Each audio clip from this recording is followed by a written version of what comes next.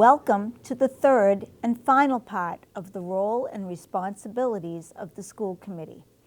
I am Carol Archambault, Chair of the Lunenburg School Committee. In the last two parts of this series, we have explored the school committee's role regarding budget, policy setting, supervision of the superintendent, committee work, collective bargaining, performance standards, curriculum, and governance. Today, we will talk about the role school committees play in professional development, school councils, communication, and advocacy. All school professional staff members are required to attend professional development.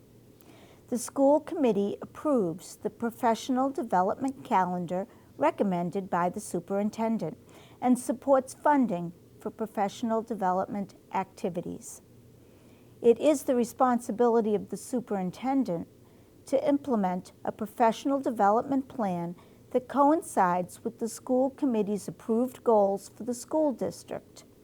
The superintendent must also ensure that the professional development activities are available and appropriate to all.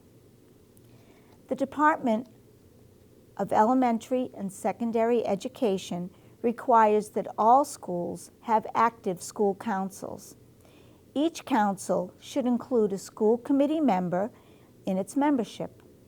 It is the role of the school committee to approve the annual school improvement plan presented to them by each school council.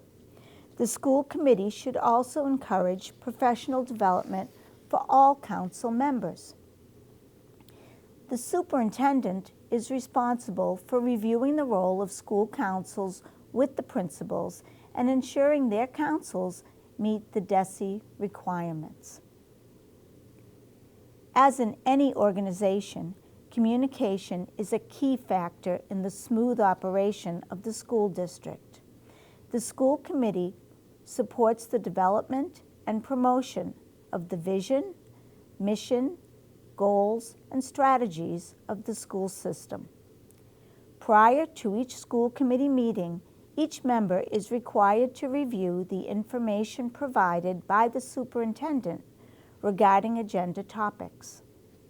Questions should be asked prior to the meeting. Those questions are often also asked during the meeting to help the public understand a specific topic of discussion. The school committee consults and confers with the superintendent on all matters as they arise that concern the district and fall under the school committee's scope of authority. It is important to discern topics that the school committee is able to act upon and those that fall under the authority of the superintendent. School committee meetings, with the exception of executive sessions, are held in public and are subject to the open meeting law. Meetings must be posted 48 hours prior to the meeting. Under the governor's COVID-19 policy, school committee meetings, like all public meetings, must provide public access even when the meeting is being held remotely. As the school committee sets policy and the superintendent carries that policy out, the school committee supports the superintendent in all matters that conform to school committee policy. The best way for the public to communicate with the school committee is via email. The school committee chair acts as the voice for the committee and will answer all inquiries. Public comment is available at most school committee meetings, but as discussed previously, it is a comment, not a discussion. The superintendent communicates all aspects of Massachusetts education law and shares changes or amendments with the committee. In the current pandemic public health crisis, she apprises the school committee on current conditions as well as state and federal mandates. She shares the responsibility for open communication and honest discourse with the school committee and maintains open communication between the community and the schools. Advocacy is an area that calls many committee members to serve.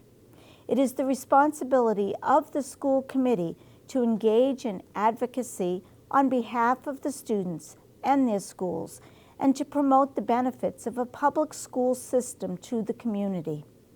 The school committee must work closely with other governmental bodies when needed. They must also collaborate with other school committees through state associations to let state legislators and other state and federal officials know local concerns and issues. The superintendent must also be an advocate for the students and for the schools. They collaborate with other administrators and work with local and state officials to gather support for a fair and sound school budget with committee and administrator goals and priorities. In conclusion, the school committee's role is to be the voice of the student. All decisions made come back to the advancement of each child's education. The school committee, while listening to parent and community input, advocates for the children first. There is much to balance, and decisions are not always easy. Thank you for listening to our role and responsibilities of the school committee. It is our hope that someone listening may wish to get involved in one of the many volunteer positions in the school district. Whether you wish to serve on a school council, run for school committee, get involved in a standing committee like PACSAL, or attend school committee meetings to voice your opinions, your contribution is valuable in informing the paths that we take. Thank you to Joe McLaughlin and Lunenburg Public Access for so generously filming and airing these segments. Please contact me, Carol Archambault, at carchambault@lunenburgonline.com or any committee member with questions or concerns. Thank you.